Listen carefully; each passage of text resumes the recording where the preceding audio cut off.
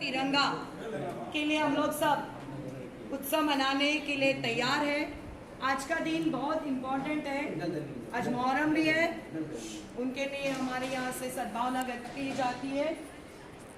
और हमारा क्रांति अगस्त दिन है, जो दिन में हमारे भारतवासियों ने बहुत बलिदान किया है हमारा राष्ट्र ब्रिटिशों के हाथ से छुड़वाने के लिए।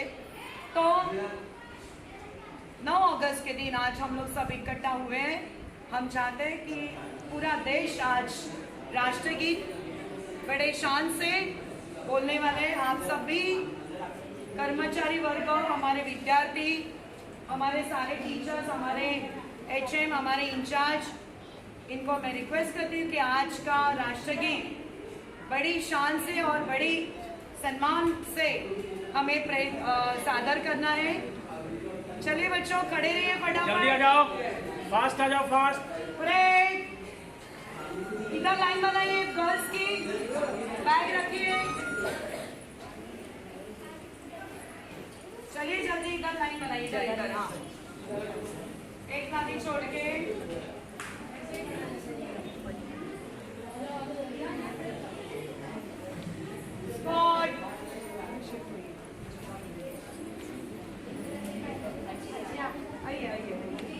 उधर से एक फोटो निकालो चाहिए तो।